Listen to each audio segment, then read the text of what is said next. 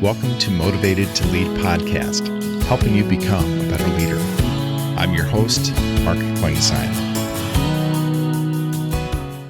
Hi, everyone. Thanks again for joining us for our podcast this week. My name is Mark Klingstein with SEMA Partners. Each week, we interview leaders and they share lessons learned from their careers. Our goal is to help you become a better leader.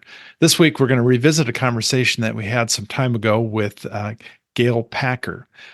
Gayle is the board chair, CEO, and president of Terracon. And during her 17 years with the company, she served in multiple leadership roles, including attorney, co-general counsel, director of corporate services, and chief administrative officer. She has been instrumental in Terracon's growth and coordinating the acquisition of more than 50 companies and expanding the company to over 150 offices nationwide. She has some great thoughts she's going to share around leadership and some lessons that she's learned in leading others. Looking forward to today's conversation with Gayle. Well, I guess first off, could you give us just a little bit of your story, a little bit of your career history? Sure. Maybe I'll start at the end and then work backwards. Sure. That's great. So I am currently the president and CEO of Terracon Consultants, Inc.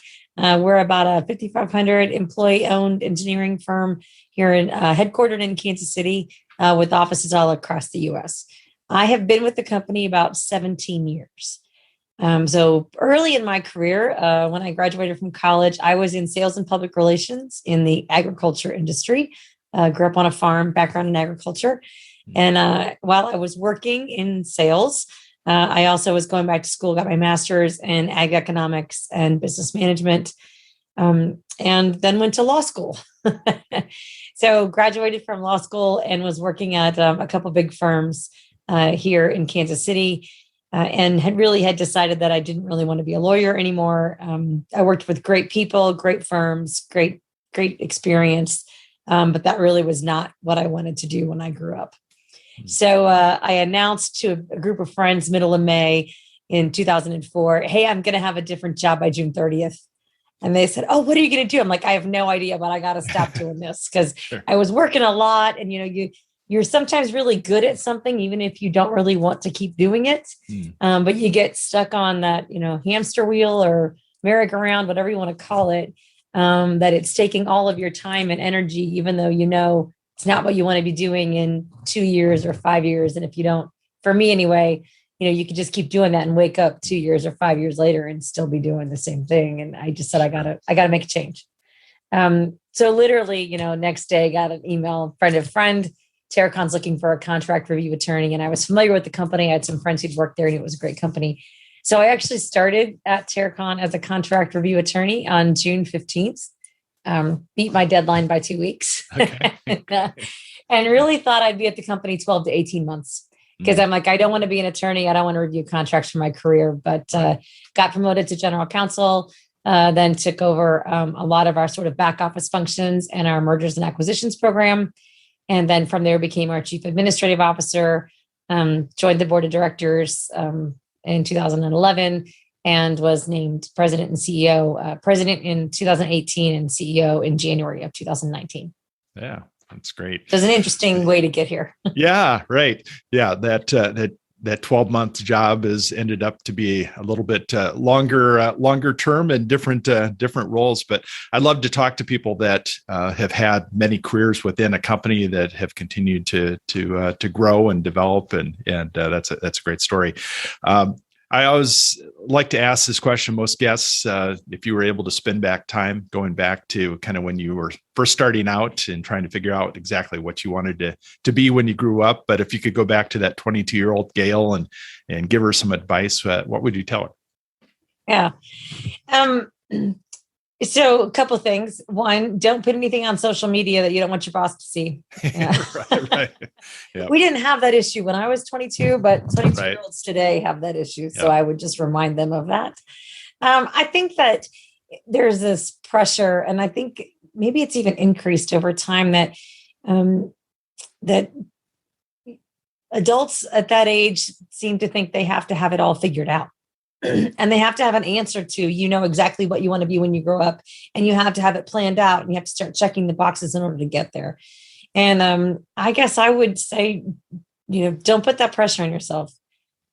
enjoy the ride, keep learning, keep asking questions, be open to opportunities, and don't close yourself off to something that you didn't even know about when you're 22. I mean, it's highly likely that the job that you will end up in is not even created at the time that you're 22. Yeah. And so just be open to that and just learn. I mean, ask questions. You can learn something from everybody who you work with, who you encounter, and just use the opportunity to learn about that person and about what they do, and just be curious, because I think that's really what will help you figure out what's the right path for you, not what's the right path for somebody else. Good advice. So any advice that you received early on that you, looking back on, should have ignored?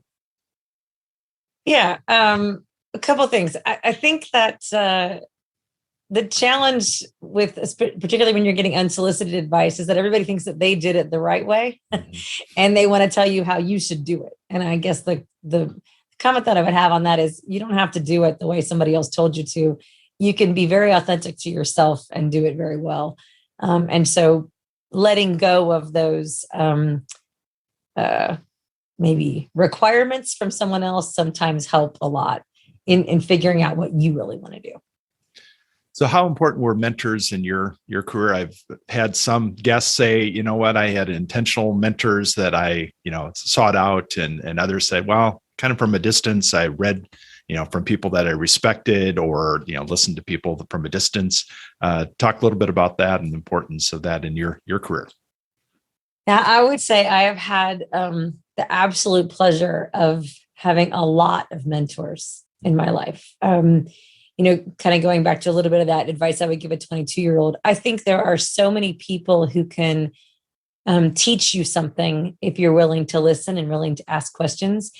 And those people who have so much to teach you are extremely busy. So you need to make it easy for them to be able to have that conversation with you, or to make it important enough to make time to have that conversation with you. So you can't sit back and wait and say, I'd like a mentor. Sure, you actually right, have to engage with people who you think, I really appreciate that, how this person does this, or how they've been successful here.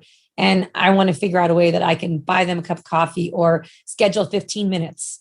Don't ask for an hour, ask for 15 minutes, and just have your questions ready, be prepared, ask them and move on. And sometimes that's all you get from that person is 15 minutes. And other times there's really a connection, and you end up developing a years long, multi-years, sometimes just 6 months, whatever that time is, to really learn from that person and incorporate that into your own practice of leadership and your own career.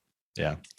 Yeah. I think sometimes people are looking for that perfect mentor that can mentor them on every area of their career. And there's nobody out there that has all of those qualities. So you got to look for those people that are great in an area that you want to improve in. That's great. I think there's if people can find that person, that's great for them. I guess I have really valued hearing so many different perspectives, and sometimes asking 5 or 6 people who I really respect the same set of questions and getting 5 or 6 really different answers, and just spending some time thinking about that, and then applying that to, how does that apply to me? How does that apply to my style, to my goals?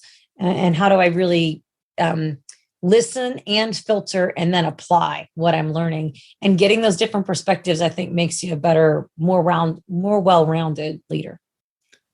So you started out as a contractor, so you didn't have a team to manage. You managed yourself and your projects and that.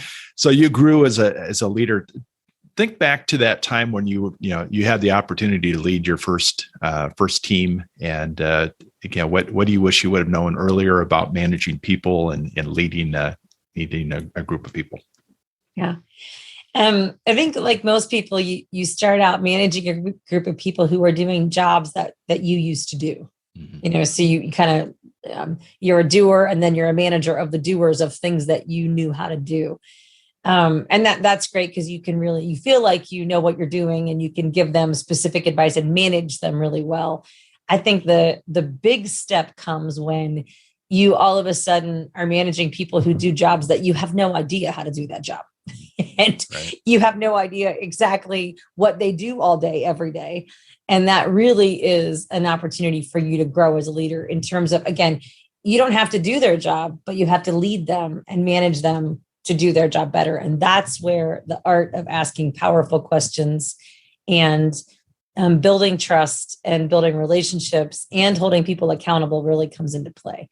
And that's that first big step. And I know when I took that role on for the first time, I was managing safety and procurement and IT. And I hired a coach. Sure. Yep. How do you do this? I don't know anything about these areas. But it really was helpful to have somebody help me understand how to be a better manager and leader in my style and really lean into that, asking questions and not feeling like you have to have the answers, but asking questions for the sake of making that team better simply by the questions that you're asking.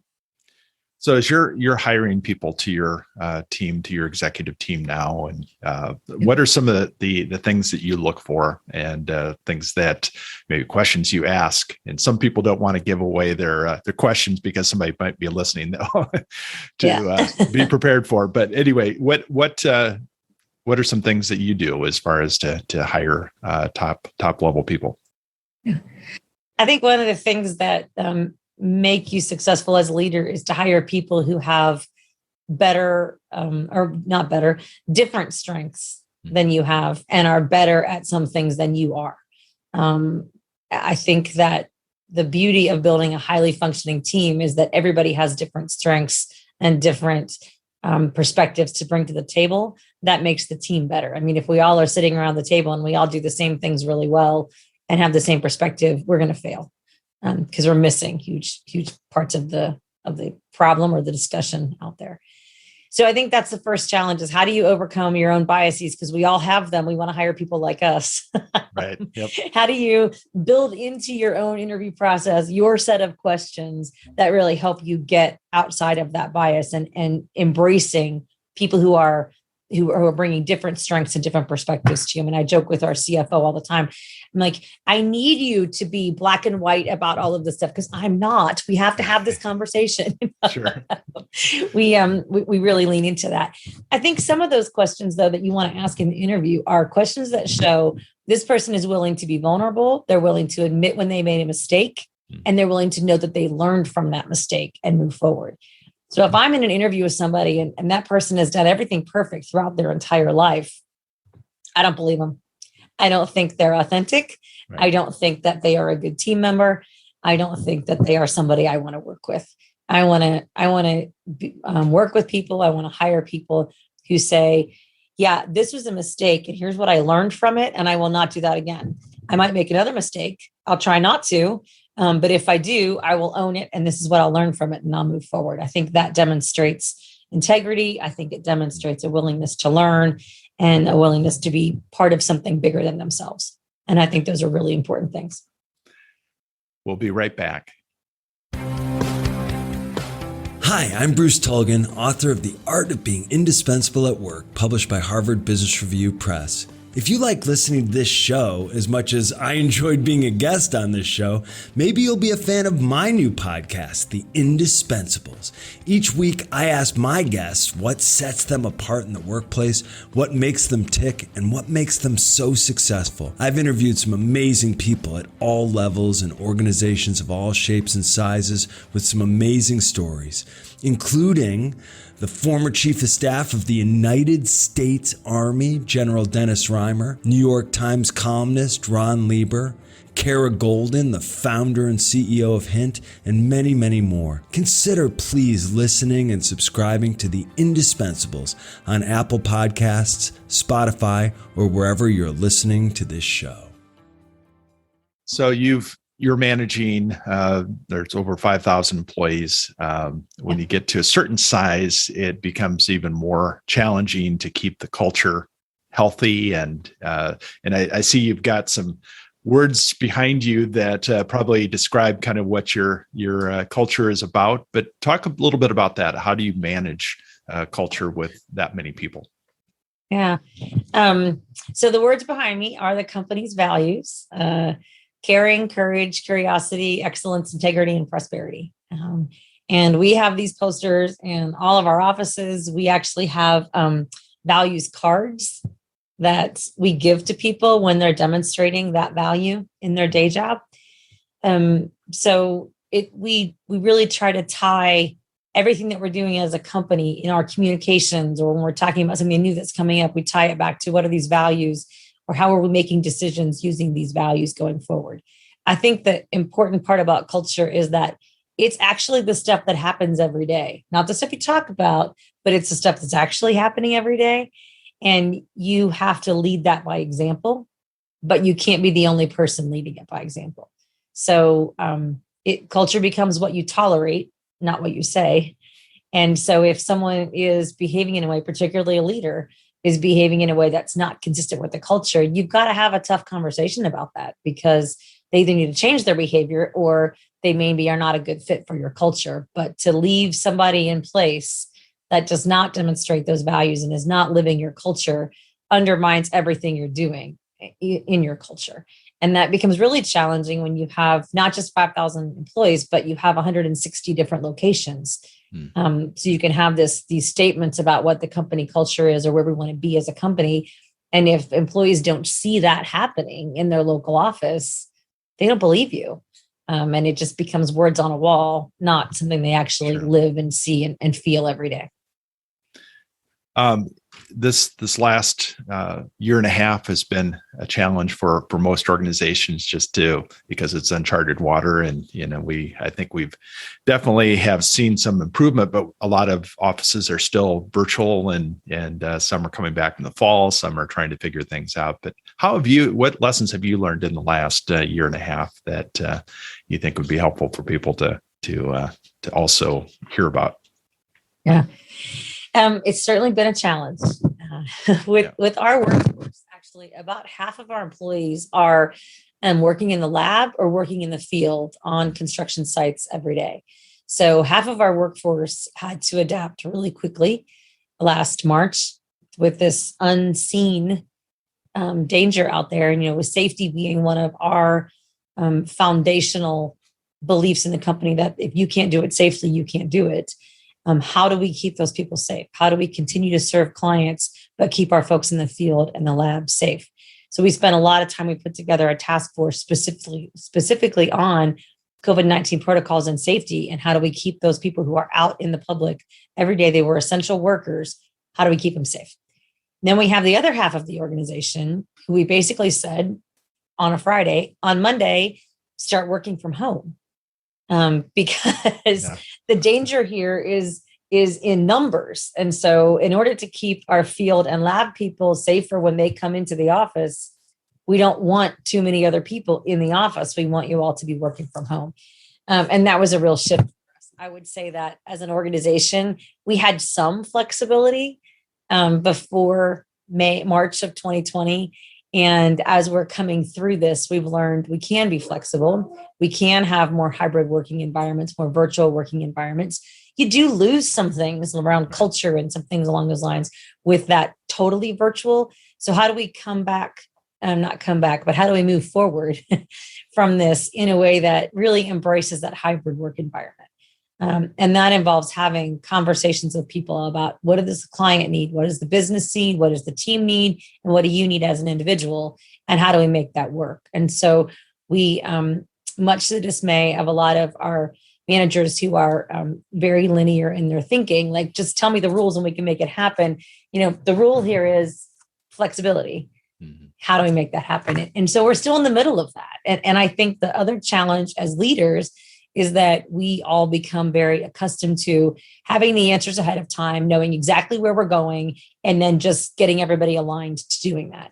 And this situation, even in the past 3 or 4 weeks, where the COVID-19 numbers have been going back up again in various places, where we thought we were going to have post-COVID plans going into place after Labor Day, that's not going to be true in many locations. So how do we continue to demonstrate, learn from, and adapt and be flexible around all of this? And I think that's the beauty and the silver lining of this entire process, is that we've learned how to work differently.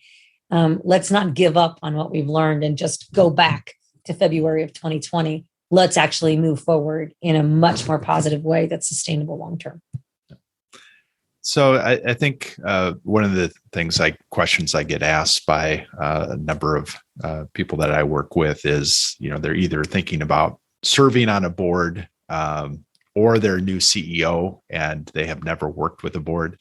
Talk a little bit about that, the importance. And you've served on boards, and you also have a board that you work with. Talk a little bit about just some thoughts around that and the importance of kind of lessons you wish you would have known earlier. Yeah. So I would think about this question from maybe three different perspectives. One is just in the CEO seat, and how do you use your board effectively? Mm-hmm. One was, I was a board member of our company before I was in the CEO role. So kind of how do you differentiate that board member hat versus your operations hat that you have on? And then I also serve on the board of another company outside of our company. So maybe that external board perspective as well. Yeah, that's great. I think that the one element that runs through all of those situations, I guess, for me, is transparency. The board is there to really provide the best advice possible, strategic direction, being a sounding board for the CEO and the management of the company, and to help direct that. So if you're not being fully transparent, either as a management member or the CEO, and also as a board member, then you're not doing the role justice, any of the roles justice. So I think that's really important, no matter whether you're on the board, a member of management team, or an external board member from the company. I think that's true all the way across.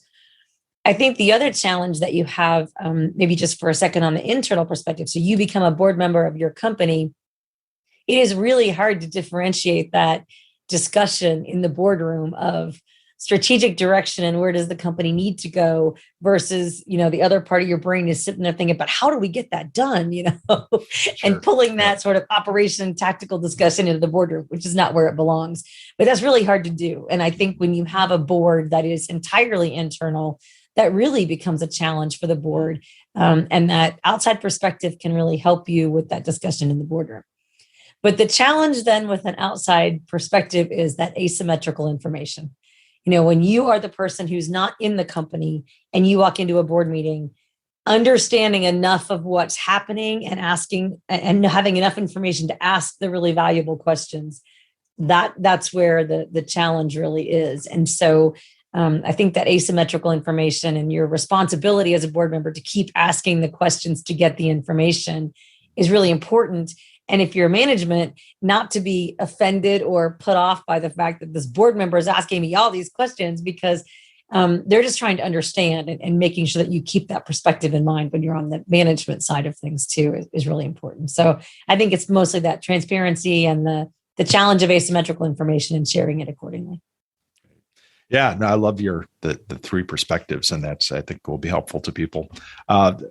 Think back, I know you probably look at as far as, continuing to learn and develop and grow. You mentioned at different stages of your career that you had to continue to develop. Are there any books that you recommend to your senior staff or, people that you probably are involved with as far as on a mentoring relationship that you would recommend that they read and that's helpful for you? I'm an avid reader. I read over 100 books a year. In general, That's great. I really, really enjoy reading, and I like to read everything from business books to nonfiction to fiction and kind of everything in between. Some biographies.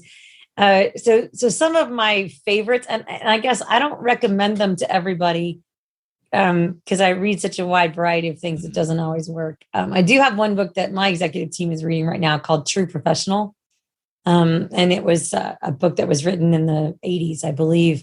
It's really around professional services industry, but it just talks about, that self-motivation and understanding what a true professional means and that client experience and the employee experience that drives it. And it's really, I think it's a powerful book. It's not a difficult read. Lots of people can read it, even if they don't like to read. So I enjoy that one. Another book that I recommend to a lot of people, especially as they're moving through the ranks, so to speak, of a company, is the book Switch by Chip and Dan Heath. And it's really about change management and how do you truly get a person and then by definition, an organization to change. I think it's really powerful. I think it's got a great metaphor in there that you can just see showing up in all different places when you're really trying to change people and change an organization. I think it's really powerful. I really like that book a lot. I love Team of Rivals, which is by Doris Kearns Goodwin, about President Lincoln and his cabinet and how he selected his cabinet, how he managed his cabinet. He basically put all of his political opposition on his cabinet because he felt like they were the smartest people and they would get the best debate and ultimately then come up with the best ideas. And it was also a very politically savvy move too, in that, keep your friends close and your enemies closer. But I think it's a great book. It's daunting. I mean, it's 500, 600 pages long. It's daunting. So I don't always recommend that to people who don't really enjoy reading, but I think it's pretty powerful book. And then recently I've got one more for you. Okay, great. It's this is one where I've really been trying to make sure that as a leader, I am challenging myself to continue to learn and understand different perspectives. And in the past year and a half, since the death of George Floyd and a lot of just kind of the social unrest and some of the reckoning that we need to do as a company, or a country and a company, to make sure that we're understanding all the perspectives of our employees. I really found the book Cast by Isabel Wilkerson very powerful. I got a lot out of that book. And if as a leader, you're looking to kind of further your own journey and understanding, I think that's a fantastic book to listen to about the experience of Black Americans. It's fantastic. So the first book that you mentioned, True Professional, is that by David Maister? Yes. Yeah. David Maister. Yep. All right. Yes. That was one of my books that I was recommended a number of years ago. And that's a great book. Well, any quotes that you have on your desk or somewhere that you like to refer to? I have a lot of them. I'm a visual learner. Right. I actually have 6 little Post-it notes at the bottom of my screen at any given point in time. So I have to admit here that I am a huge Ohio State fan. I went to Ohio State for undergrad and master's degree. Okay. Lifelong Buckeye. And I have a quote from Woody Hayes, which is be fair, firm, and friendly. And I think that applies to us as humans, also to us as leaders. That's really important. I have a quote from John Glenn about the happiest people he's ever known are those who have given their lives to something bigger than themselves. And I think that really speaks to servant leadership. And I think that is really important. I also have a Dr. Seuss quote that is, sometimes you never know the power of a moment until it becomes a memory. And I think that one in the past year has really, that one's on my screen right now. It's really speaks to that personal relationship and like the conversation that you have with somebody, that if you're fully present in that conversation and the meaning of that conversation, it might be the last conversation you have with that person, but it's really meaningful, both for you as a person then, and then also the memory of that. And I think that's pretty important. Yeah. Great. So outside of work, what do you like to do to recharge? Yeah. I love to travel and see the world. I love live music. I mentioned that I was at the Foo Fighters last week. I have 2 really big dogs that I spend a lot of time with, and really just enjoy getting together with friends and talking, laughing. I do enjoy reading as well. So if I'm going to recharge by myself, I generally have a book in my hand. I don't watch a lot of TV. I watch some, but I really enjoy reading a lot more. Great. So any parting advice that you would give to a new or up and coming leader? I guess I would say that we're always building our brand. Everything that you're doing, especially with social media and, every aspect of you and your life needs to be authentic, because that's your brand. Good or bad or whatever, but that's just part of life, and enjoy it, and embrace it. I think it's fantastic. Well, thanks, Gayle. I've really enjoyed our conversation. I know this is going to be helpful for those that listen each week, and definitely wish you continued success as you lead your organization. And I'll have to be on your reading list. If you're reading 100 books a year, you can provide us a steady content of reviews of books. So, yeah. All right. Well, thank you so much, Mark, for this opportunity. It's really great, and I just enjoy spending time with you. So thank you so much. Absolutely. Thank you for listening to the Motivated to Lead podcast.